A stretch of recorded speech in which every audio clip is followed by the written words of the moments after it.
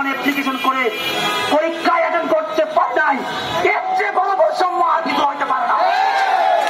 এই নতুন সূর্যোদয়ের দেশে, অভ্যুত্থানের দেশে, স্বাধীনতার দেশে আমরা যেরকম একটা রাষ্ট্র ব্যবস্থা কল্পনা করি যেখানে বৈষম্য থাকবে না, যেখানে ছাত্রদের অধিকার থাকবে, যেখানে জনতার অধিকার থাকবে, যেখানে প্রত্যেকটা পার্টির অধিকার থাকবে, তদ্রূপভাবে যারা 12 বছর ধরে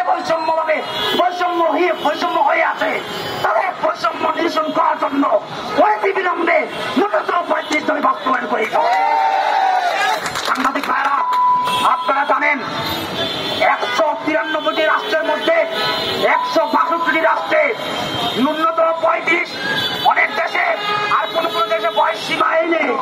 আমার প্রশ্ন হচ্ছে, যদি বয়স সীমা বৃদ্ধি হলে বেকারত্ব বাড়ে, তাহলে 162টি রাষ্ট্রে কেন বেকারত্ব বাড়ে না? এত দেখাতে বয়স সীমা বৃদ্ধি হলে বেকারত্ব হ্রাস পাবে, এটা আমরা বর্তমানে বলছি, চুক্তিগতার সাথে বলছি।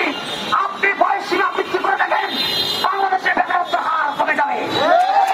আপনারা জানেন এই দাবির পক্ষে, আপনারা জানেন এই দাবির পক্ষে, আপনারা জানেন এই দাবির পক্ষে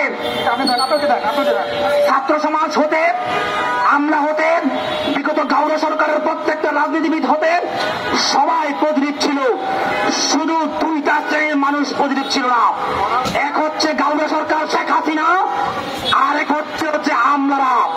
আমাদেরকে হুঁশিয়ার করে দিতে চাই, লুটপাট করে দেশ থেকে নিয়ে ফেলেছেন, আমাদের ছাত্র অধিকারকে আপনারা কেড়ে নিয়েছেন, প্রশ্নপত্র ফাঁস করেছেন, দুর্নীতি করেছেন, আপনারা ভর্তি বাণিজ্য করেছেন, আপনারা নির্বাচন করেছেন, তারপরে কিন্তু আমরা কথা বলে নেই।